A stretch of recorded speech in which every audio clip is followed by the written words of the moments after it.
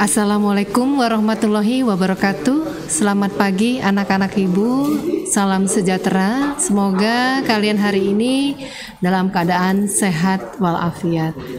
Di dalam masa pandemik ini, ibu harapkan kalian tetap menjaga kesehatan, terus tidak berkerumun, tetap stay at home saja. Kalau keluar pun perlu yang keperluannya yang saja ya, nggak usah kemana-mana ya. Tetap menjaga jarak, tetap memakai masker. Anak-anak ibu, hari ini kita membahas pelajaran tentang perpajakan. Pasti kalian tahu apa yang dimaksud dengan pajak. Di sini ibu akan memberikan sedikit ilustrasi. Mungkin kalian sudah pernah dengar apa ya pajak ya? Kita harus bayar pajak ya.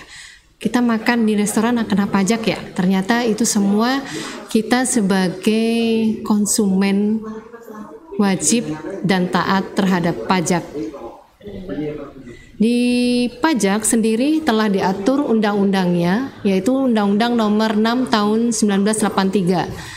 Pajak di situ ada kontribusi wajib kepada negara oleh pribadi atau badan hukum yang bersifat memaksa. Kenapa memaksa? Karena kita sebagai warga negara Indonesia wajib dan taat terhadap pajak. Pajak digunakan untuk keperluan negara dan kemakmuran daripada rakyat.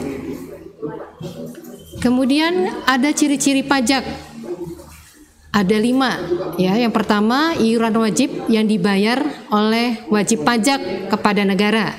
Kemudian yang kedua, pembayaran didasarkan pada norma-norma hukum. Yang ketiga, sumber pembiayaan pengeluaran kolektif ya. Yang keempat, sarana untuk meningkatkan kesejahteraan umum, dan yang kelima, balas jasa yang tidak diberikan secara langsung. Berikutnya adalah fungsi dan manfaat pajak yang dihubungkan dengan anggaran pendapatan belanja negara. Kenapa? Di sini mempunyai 4 fungsi yang mempunyai peran terhadap APBN ya. Pertama adalah fungsi budgeter. Kalian bisa baca nanti di situ. Kemudian sebagai alat pengatur. Kemudian yang ketiga sebagai penjaga stabilitas ekonomi, dan yang terakhir sebagai sarana restribusi pendapatan negara. Berikutnya ada perbedaan pajak dengan pemungutan resmi. Pasti kalian akan tahu.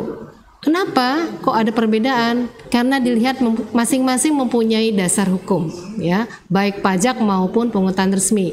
Yang kedua, ada balas jasa antara pajak dengan pungutan resmi ya. Kemudian yang ketiga, objek pemungutan. Yang keempat, sifat dan sanksi bila tidak membayar pajak ya. Yang terakhir adalah lembaga pemungut daripada pungutan resmi. Berikutnya, asas pemungutan pajak menurut Adam Smith ada 4. Saya bacakan saja ya. Yang pertama azas equality, yang kedua azas centrality, ketiga azas compromise of payment, keempat azas economics. Keempat azas ini yang dikemukakan oleh Adam Smith dalam Will of National tentang pajak. Berikutnya adalah jenis-jenis pajak. Berdasarkan pihak yang menanggung daripada pajak ada 2, pajak langsung dan pajak tidak langsung. Kalian bisa lihat perbedaannya. Misalnya kalau pajak langsung, kalian di rumah punya PBB yang setiap tahunnya orang tua kalian membayarkan pajak bumi bangunan. Kemudian kalau pajak tidak langsung, PPN atau pajak penjualan. Misalnya kalau kalian makan di sebuah restoran, kalian akan menanggung PPN-nya. Yaitu contoh ada SPT tahunan yang biasanya digunakan oleh wajib pajak atau daripada pribadi ataupun badan usaha. Berikutnya adalah berdasarkan lembaga pemungut daripada pajak ada 2, pajak negara dan pajak daerah. Kalian bisa lihat contohnya di dalam slide ibu. Berikutnya, berdasarkan sifatnya juga ada 2, pajak subjektif dan pajak objektif. Kalian bisa lihat perbedaannya. Oke, berikutnya. Di situ ada sistem pemungutan pajak di Indonesia. Ada 3 ya. Pertama, official assessment system, kedua semi official assessment system, dan holding system. Yang ketiga adalah full self assessment system. Berikutnya di situ ada lagi tentang objek dan cara pengenaan pajak yang wajib kalian ketahui.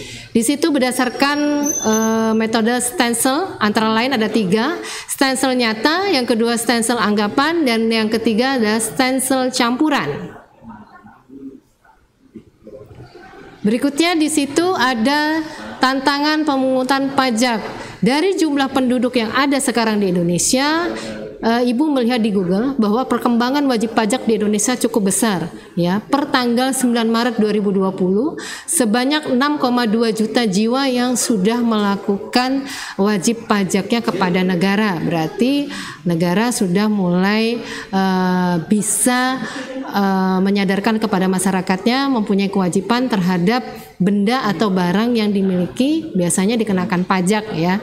Kemudian di situ kita lihat masih banyak penduduk juga yang masih kurang paham. Di sini kita mengajarkan, termasuk ibu, mensosialisasikan bagaimana kalian nanti tahu tentang perpajakan. Jadi pajak itu bisa kalian lihat sederhana, ya. Pertama, dalam kehidupan sehari-hari, kalau kalian makan di mall, itu misalnya kita lihat di kafe, ya, itu biasanya ada teks atau pajak yang dikenakan kepada konsumen. Nah, itu saja ya Nak dari Ibu materinya. Untuk materi yang berikutnya nanti kalian bisa lihat di Classroom atau membuka Google